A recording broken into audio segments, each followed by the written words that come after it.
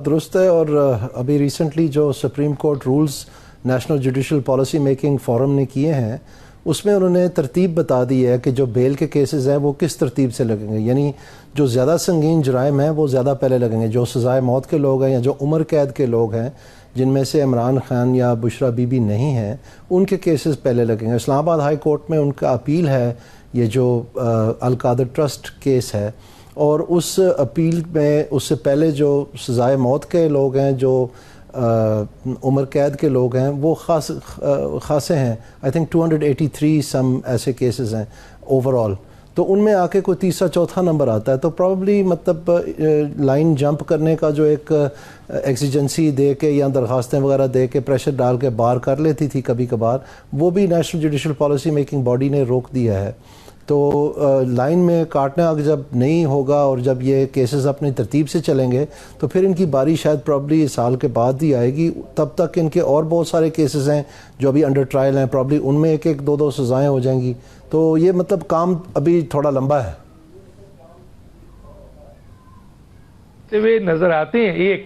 اور دوسرا سر, I S P R کا کلیئر کٹ ایک میسج ہے جو کہ اسٹیٹمنٹ ہے, میں آپ کے سامنے رکھنا چاہتا ہوں کہ 9 بجے کے ذمہ داروں اور سہولت کاروں کو کسی صورت معافی نہیں ملے گی, کسی صورت ریلیف نہیں ملے گا. ان کو قانون کے مطابق کٹہرے میں آنا ہوگا.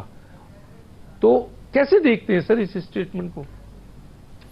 جی, اس میں واضح طور پر کوئی شک نہیں کہ ہماری عدالتیں ہی اس بات کی ضمانت دیتی ہیں کہ مختلف انداز سے ان کے اوپر پریشر تھا اور ان کو نے خط و خطابت آئی, وہ سب منظر عام پہ آ گئی, سارے پریس میں چھپ گئی.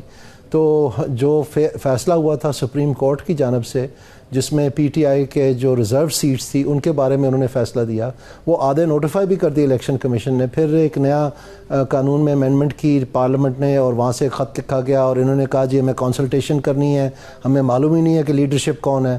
تو اس کے بعد پھر 26ویں ترمیم آ گئی. تو نہ صرف وہ بلکہ جو ہائی کورٹس میں کوئی خط و خطوبت کے ایشوز تھے یا باقی سارے, وہ سب کا سب جو ہے اس میں بہا دیا گیا. تو اس کے بعد نہیں میرا خیال ہے کوئی بھی جو ٹریبیونل ہے الیکشن ٹریبیونل اس کا کوئی فیصلہ سامنے آیا ہے. اور جو الیکشن ایکٹ ہے اس میں یہ لکھا ہے کہ جو الیکشن کمیشن ہے اس کو 60 دن کی مہلت ہے کہ وہ فیصلہ کر دے. اگر نہیں تو وہ جب ٹریبیونل کو بھیجی جائے گی تو پھر اس میں 120 دن کی مہلت ہے. تو وہ 120 دن تو کئی دفعہ پورے ہو گئے اور ابھی تک تو کسی کی میرے خیال میں وہ ہیرنگ اور وہ سلسلہ چلا ہی نہیں ہے. تو یہ خوش آئین بات نہیں ہے. اس طرح سے جو ہماری عدلیہ ہے یا جو ہمارا الیکشن کمیشن ہے یا اس کے تحت جو ٹریبیونلز بنتے ہیں ان کو ہمیشہ یہ شکایت رہی ہے پاکستان کی تاریخ میں. ان کو فعال بنانا چاہیے, وہ بہتر کارکردگی کریں اور سب کو سسٹم میں ٹرسٹ ہو.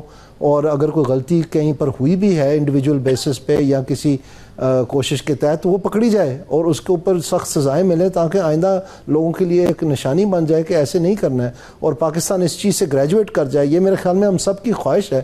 لیکن انفارچونیٹلی وہ کہتے ہیں جیسے کرو گے ویسے بھرو گے. یہ جو 2018 میں جو کچھ ہوا جب آر ٹی ایس بند ہوا اور سب کچھ, اور یہ جو امپائر کی انگلی اور یہ جو سارا سلسلہ چلا ہے, یہ جو بستر میں اس وقت پی ٹی آئی لیٹی ہوئی ہے یہ بستر انہوں نے خود بنایا اپنے لیے. اور یہ جو کچھ بھی ان کے ساتھ ہو رہا ہے یہ اس کی مثالیں اور اس کی تیاری انہوں نے خود کروائی ہے اسٹیٹ کو کہ اس طرح کر لیں تو خیر ہے, کیونکہ یہ خود انسسٹ کرتے رہے ہیں. میں ابھی مثالوں میں جا سکتا ہوں, مثلا ایف آئی اے کے ڈی جی کو بلا کے کہنا کہ آپ ان کے اوپر جو ہے نا سیڈیشن کے کیسز بنائیں. تو انہوں نے کہا جی اس کی سزا موت ہے, میں کیسے بنا دوں سیڈیشن کے کیسز. تو انہوں نے اس کو نکال دیا. اسی طرح سے آئی جی پنجاب کو نکال دیا جب ان کے بہنوئی کو جو ہے نا ایک کنال کا گھر نہیں فراہم کیا. پتہ چلا وہ عادی مجرم تھے, قبضہ گروپ تھے, اور ان کے خلاف جو ہے کارروائی ہونے کے بجائے آئی جی نکال دیا. اس طرح کے بے شمار کیسز ہیں. جب یہ ٹیکسز گئے تو انہوں نے اعلان کر دیا کہ جی میں رلاؤں گا آپ کو. اب آپ مجھے بتائیں کس قانون کس آئین, آج پی ٹی آئی کہتی ہے آئین اور قانون, آئین اور قانون ہمیں چاہیے.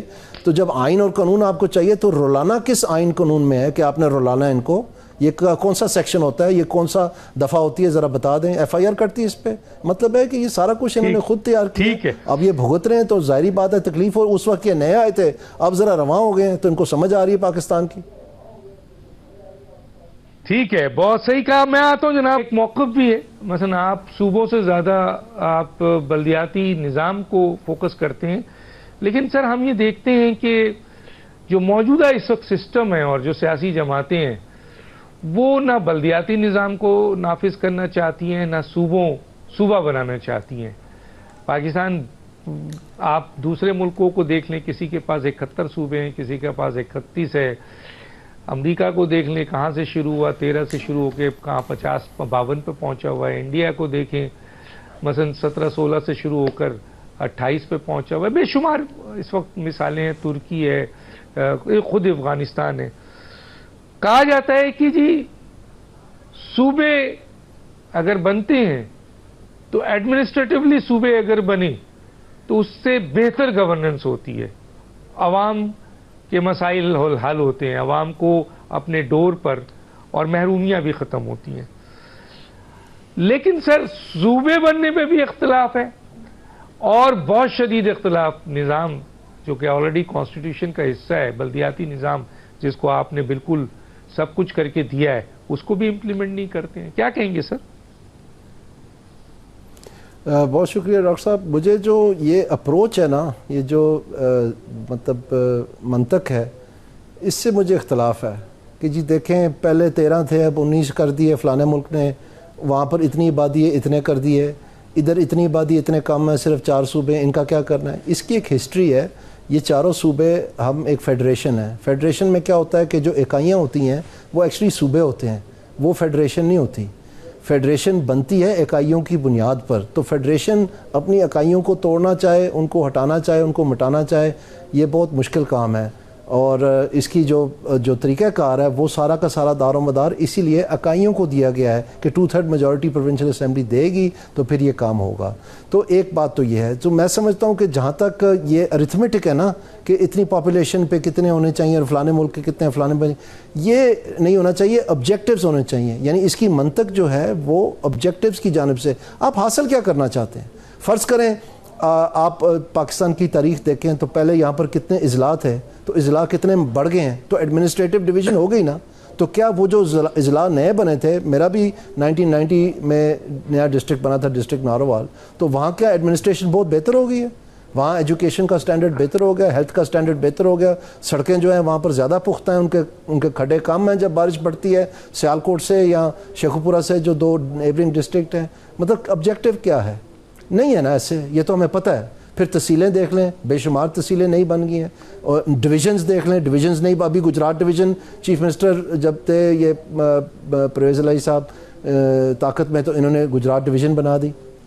تو اس میں کیا اب وہاں دودھ اور شہد کی نہریں چلنی شروع ہو گئی ہیں. تو یہ کوئی ارتھمیٹک نہیں ہے. دیکھیں آپ کو بڑا کلیئر ہونا چاہیے. اگر آپ ایک پولیٹیکل کاسٹ پے کرنے جا رہے ہیں, جیسے زبیر صاحب نے بڑا اچھے طریقے سے سمجھایا آپ کو, تو پھر اس سے آپ حاصل کیا کرنا چاہتے ہیں, یہ کلیئرٹی ہونی چاہیے. مجھے کوئی مخالفت نہیں ہے صوبے بنا, ضرور بنائیں صوبے, لیکن اپنے دماغ میں آپ کلیئر ہو گئی ہم کیوں کر رہے ہیں, اس سے ہم نے حاصل کیا کرنا ہے, یہ پتہ ہونا چاہیے. اگر صرف آپ نے محض 2-4 چیف منسٹر اور بنانے ہیں, بے شک بناتے جائیں, جیسے باقی بزدار ہیں ایسے کو نئے آ جائیں گے, محمود یا کوئی اور نام ہوگا ان کا, کیا فرق پڑے گا, وہیں کھڑے رہیں گے آپ. تو سوال یہ پیدا ہوتا ہے کہ جو دادا گیری ہے لاہور کی, لیٹ سے کہ پنجاب بہت بڑا جی, بہت بڑی پاپولیشن ہے, کیا وہ کل کو اگر صوبہ یہ اپنا جنوبی صوبہ بنتا ہے ساؤتھ پنجاب کا, تو وہ دادا گیری کیا ملتان جو ہے وہ لودھرا کے اوپر نہیں کر سکتا, ملتان ڈی جی خان کے اوپر نہیں کر سکتا؟ کر سکے گا.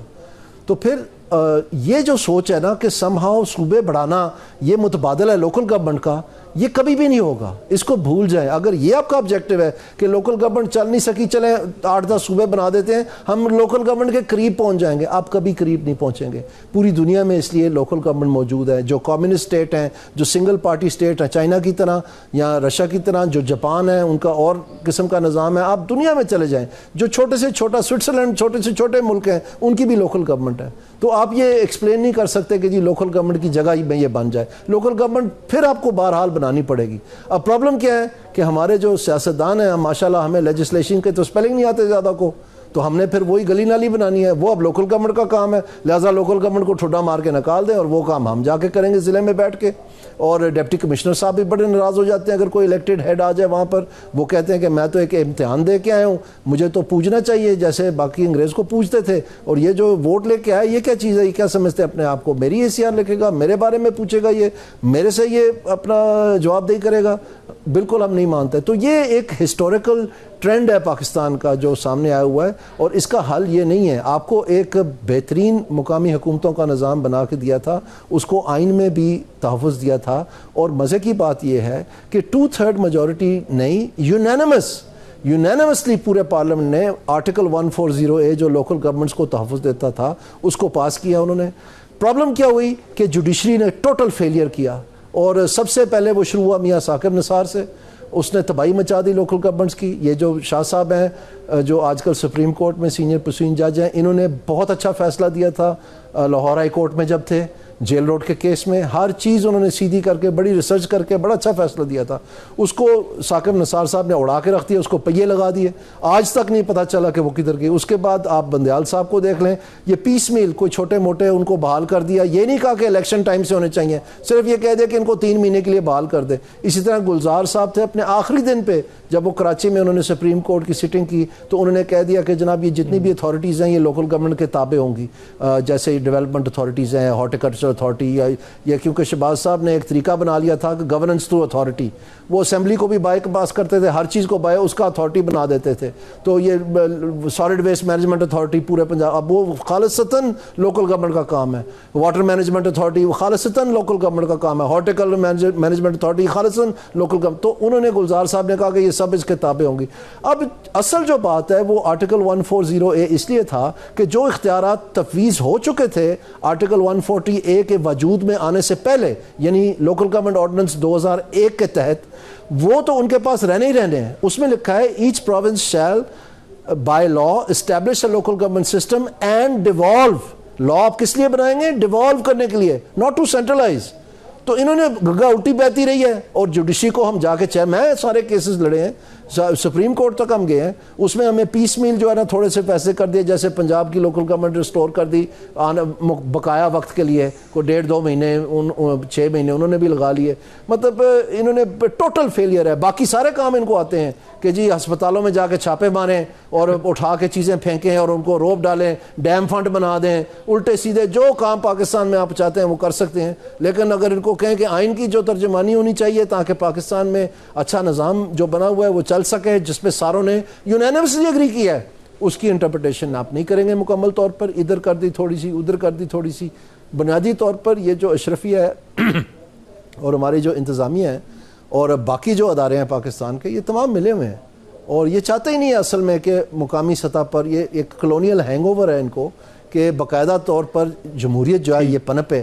جماعتوں کو تو اس سے بہت تکلیف ہے. آپ فرض کریں کہ 1 منٹ کے لیے کہ اگر یہ مقامی حکومتوں کا نظام چل رہا ہوتا تواتر سے, جب یہ ختم کر دیا گیا تھا, تو جس طرح اس کو اختیارات اور یہ پروونشل فائنانس کمیشنز اور یہ پبلک سیفٹی اور پولیس کمپلینٹس کمیشنز اور یہ تمام جو اس کے حصے تھے, جو اس میں عورتوں کی حصے داری تھی, جو سارا جو مائنورٹیز کی جو انڈر پریولیج تھے وغیرہ, ورکرز تھے ایکسیٹرا, اگر یہ اس طرح سے چل رہا ہوتا تو پاکستان آج تک کہیں سے کہیں پہنچ گیا ہوتا.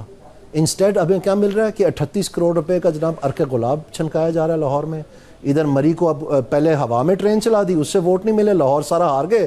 اب کہتے ہیں جی ہم نے گلاس ٹرین بنانی ہے, وہ بھیجنی ہے مری, اور اس کے بعد جی ہوا میں ٹرین چلائی, مزہ نہیں آیا ووٹوں کا, اب ان کو ہیلی کاپٹر دے دیتے ہیں ساروں کو, لگے رہے.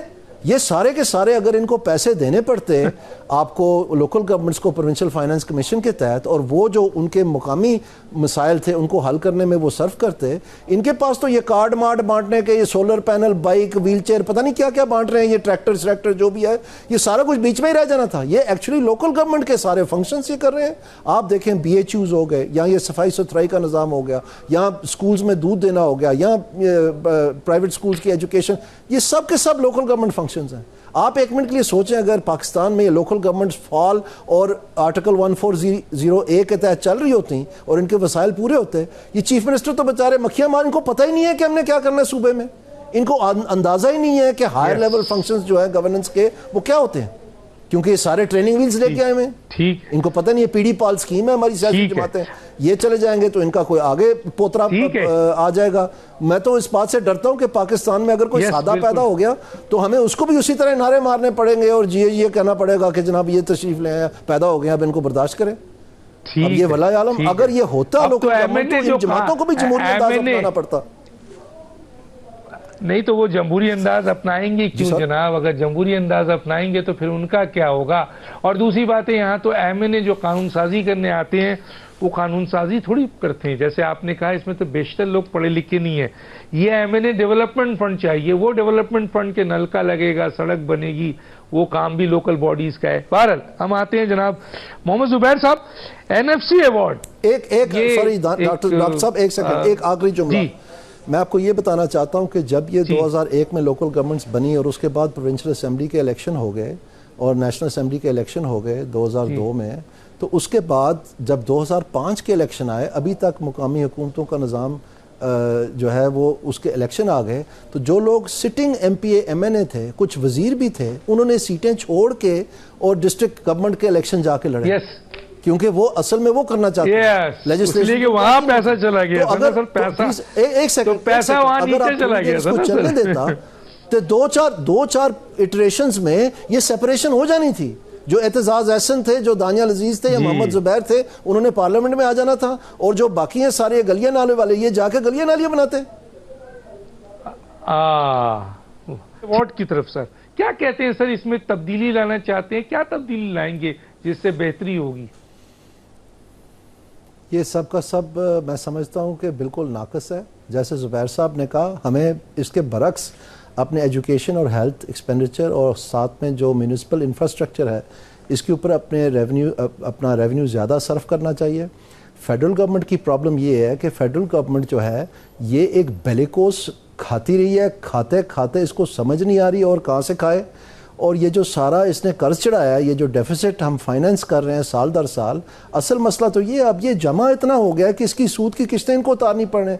آپ فرض کریں کہ وہ سود کی قسطیں نہ ہوتی تو کیا فیڈرل گورنمنٹ کے پاس تو ریل پیل ہوتی پیسے کی. اور اسی طرح سے یہ جو 800-900 ارب روپیہ ہر سال ہم ضائع کرتے ہیں تاکہ یہ جو ہمارے سینئر بیوروکریٹس ہیں یہ بورڈز کے ممبر بن کے جا کے بڑے بڑے فیصلے کر کے اپنے آپ کو خوش کر سکیں, تو یہ جو ہم نے ساری پرائیویٹائزیشن پلان کو بند کیا ہوا ہے, اس کو کیوں بند کیا ہوا ہے؟ ابھی آپ دیکھیں دوسرا سال شروع ہو گیا, کچھ پرائیویٹائز نہیں. وہ کدھر گیا پی آئی اے والی پرائیویٹائزیشن, کدھر گئی وہ روزویلٹ والی, کدھر گئی وہ ریلوے؟ آپ کو پتہ ہے یہ سارے آئٹمز انہوں نے کہہ دیا کہ اسینشل ڈکلیئر کر دیں, یہ بند کریں پھر سے. وہ جو لاسز ہیں اس کے کیوں صوبے, ہمارا ایجوکیشن اور ہیلتھ کیوں سفر کرے کہ یہ لوگ جو ہیں اپنا کنٹرول. آپ کسی ڈاکٹر آپ کو کہتا ہے کہ آپ ڈائٹ کریں, آپ کہتے ہیں مجھے جو ہے نا یہ بیکری سے جو کیک پیسٹریاں اور لا دیں, تو یہ اور کیک پیسٹریاں چاہ رہے ہیں تاکہ یہ مزید قرض لے سکے, مزید تباہی مچا سکے. جب بلاول بھٹو نے کہا تھا کہ میں یہ محکمے ختم کر کے جو صوبائی طرز کے ہیں مرکز میں 600 ارب بچاؤں گا, وہ کدھر گیا سارا؟ ان کا ڈاؤن سائزنگ پلان کدھر گیا ہے؟ یہ کیوں نہیں اپنے خرچے کم کر سک رہے؟ ان کو بولے کہ اپنا جو ڈیٹ انہوں نے سارا اکٹھا کیا ہے اس کی جواب دہی کریں, نہ کہ یہ اور قرضے لینے کو چل پڑے. یہ اس طرح سے آپ ان کو فیڈ کرتے رہیں گے, یہ تو پاگل بنے رہیں گے. ان کو تو دماغی علاج چاہیے مرکزی حکومت کو کہ انہوں نے کیا کیا ہے پاکستان کے ساتھ. تینوں حکومتوں نے, یہ جو زرداری صاحب والی حکومت تھی 2008 کے بعد, اس کے بعد جو نے فسکل رسپانسبلٹی اور ڈیٹ لمیٹیشن ایکٹ کو امینڈ کر کے قرضوں کی برمار لگا دی, اور پھر پی ٹی آئی نے حادی مکا دی. انہوں نے پورے سن 47 سے لے کے آج تک سے جتنا قرضہ تھا اس کا آدھا ایک ہی حکومت نے لے لیا 3 سالوں میں, اور ابھی بھی یہ سلسلہ چل رہا ہے. تو یہ کیوں نہیں اپنے آپ کو ٹائٹ کرتے؟ کس طرح یہ یا تو ایف بی آر کو ٹھیک کریں یا یہ بند کرنے قرض, یہ محکمے بند کریں.